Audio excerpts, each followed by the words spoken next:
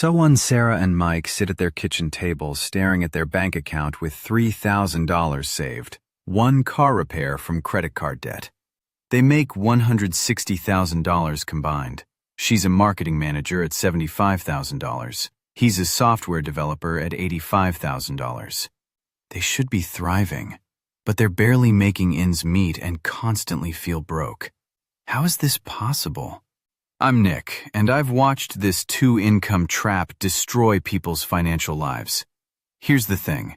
It's not about income. Our entire economic system restructured itself around expecting dual incomes and captured all that extra money before families could benefit. When one person worked in 1975, housing prices reflected what one income could afford. When women entered the workforce, good for equality and opportunity, the market didn't keep prices stable. It said families can afford more. So prices rose until that second income wasn't extra anymore. It became required just for middle-class life. The math is shocking. In 1973, median home price was $30,000. Median household income, $12,000. 2.5 to 1 ratio. Today, $400,000 homes, $75,000 income, over 5 to 1. Houses now cost more than 5 years of household income, and most households have 2 earners instead of 1. You're working twice as hard for half as much house relative to income. But that second income comes with enormous costs. Let's break down Sarah's $75,000 salary. After 30% taxes, it's $52,000 take-home. Childcare for 2 kids runs $2,000 per month, down to $28,000. That second car costs $750 per month for payment, insurance, gas, maintenance, down to $19,000. Being too busy to cook, hiring house cleaning, lawn service, convenience foods, adds $500 per month, down to $13,000. Sarah works 40 to 50 hours weekly dealing with stress and politics, and her family sees maybe $13,000 benefit. That's 17% of her gross salary. Elizabeth Warren wrote a whole book about this in 2003. She discovered families with 2 incomes were filing bankruptcy at higher rates than single-income families in previous generations. Not because they were irresponsible, but because they'd locked into fixed expenses based on both incomes. When anything went wrong, job loss, illness, any financial shock, there was no buffer. They'd already bid their entire financial capacity into fixed costs. One-income households had flexibility. 2-income households maxed out had none. This is why families making $150,000 to $200,000 feel broke. They are broke. They've committed every dollar to fixed expenses before it hits their account. Mortgage, daycare, cars, insurance all get their cut. What's left barely covers groceries and utilities. Industries engineered themselves to profit from this. Real estate was first. When families had 2 incomes, agents and sellers could charge more. Banks changed lending standards to consider both incomes equally when qualifying for mortgages, so home prices rose to capture both. You qualify for a $300 to $400 house on $100,000 combined income, whether it's 1 earner or 2. But when everyone's dual income, prices in good school districts rise to match what dual-income households can afford. You can't opt out. Cheaper houses mean worse schools, fewer opportunities for kids. The housing market segregated itself based on dual-income assumptions. Warren calls this the bidding war for good schools. Parents aren't paying for granite countertops, they're desperate to get kids into decent public schools, and the only way is buying a house in that district. Parents bid against each other until both must work to afford the mortgage that gets their kids a decent education. The childcare industry exists almost entirely because of this trap. If one parent stayed home, no childcare costs. But both must work to afford the mortgage, so you pay for childcare. Because every family needs it, providers charge whatever the market bears, $2,000 to $3,000 per month. Because what are you going to do? Quit your job? You can't. You need it for the mortgage. You need 2 incomes for the house for good schools, childcare for 2 incomes, both incomes for childcare. It's circular. The automotive industry profits too. 2 working parents in different locations need 2 cars. Car companies design marketing around his and hers vehicles. AAA estimates owning a vehicle costs $9,000 per year. That second car erodes another $9,000 from that second income's benefit. But the psychological costs don't show up on spreadsheets. Never seeing your kids. Exhaustion preventing you from enjoying free time. Marriages strained by 2 career stress. Missing school plays for meetings. Eating drive-through 3 nights weekly because nobody can cook. Your time poor, energy poor, presence poor. You bought the house in the good district, but you're never home. You can afford nice vacations in theory, but can't take them. You've got money for things, but no time or energy to appreciate them. My friend Jessica and her husband made $250,000 combined in finance. Top 10% of households. She was miserable working 60-hour weeks, barely seeing 2 young kids. They had a $40,000 per year nanny. Beautiful house they never enjoyed. Outsourced everything. Meal kits, house cleaner, lawn service, closet organizers.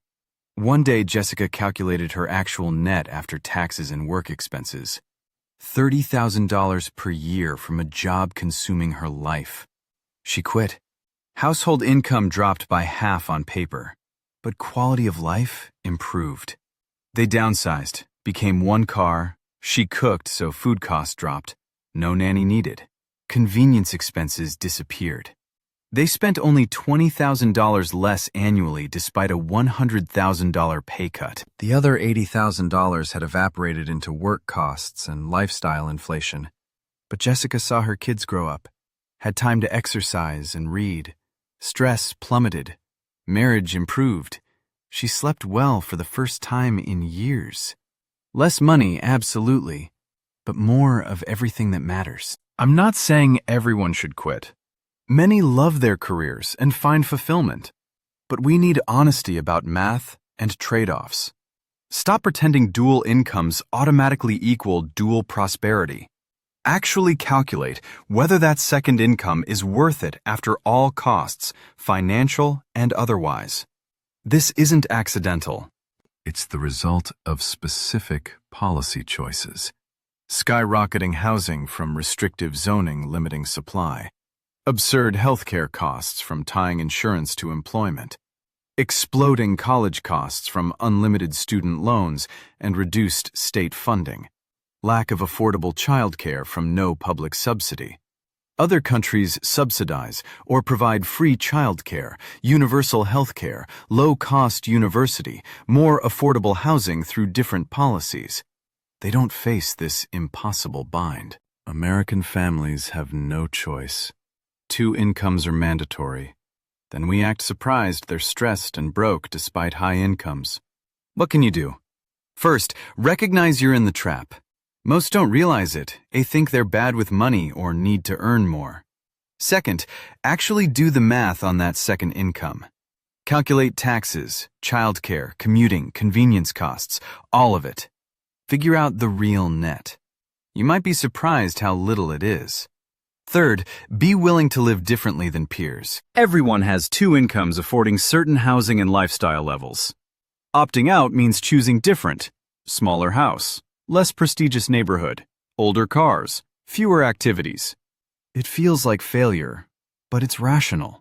Fourth, aggressively question whether you need things you think you need. New cars or used? Most expensive childcare or affordable options? Most expensive neighborhood or slightly less? Eating out 3 times weekly or meal prepping Sundays? Fifth, restructure work to minimize costs. Remote work saves commuting and maybe reduces childcare. Negotiate 4-day weeks, might net more after expenses than 5 days. Find work closer to home. Start a flexible side business. Sixth, most important, avoid increasing fixed expenses as income increases. This is lifestyle inflation locking people into the hamster wheel. Every raise that upgrades lifestyle locks you into needing that higher income permanently, reducing flexibility and increasing fragility. Better approach? Keep fixed expenses low relative to income. Don't move to expensive houses with raises. Bank extra money or pay debt faster. Build buffer, create flexibility, give yourself options. Financial security isn't how much you earn. It's the gap between earning and needing to spend. A household earning $100,000 spending $90,000 is more secure than one earning $200,000 spending $195,000. The first has flexibility and options. The second is one layoff from disaster. I know a couple, Tom and Linda, who started making $70,000 combined. They rented small for $800 per month, had one used car, lived simply because they had to.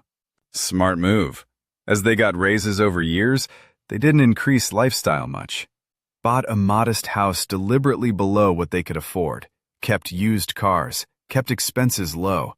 By the time they made $150,000 combined, they lived on $70,000 and saved $80,000 per year. That savings gave incredible freedom. Linda took a year off when pregnant, barely noticed income loss. Tom switched to more passionate, lower-paying work. They could afford it. They started a business with savings, no debt. They had options because they hadn't trapped themselves with high fixed expenses. Compare that to the typical path, where every raise gets spent on lifestyle upgrades, making more and more, but never getting ahead because expenses grow to match income. Trapped by their own success. The two-income trap affects birth rates. Having kids became economically prohibitive. Childcare costs skyrocket. One parent might quit blowing up the budget. Kids need space, meaning bigger, expensive houses.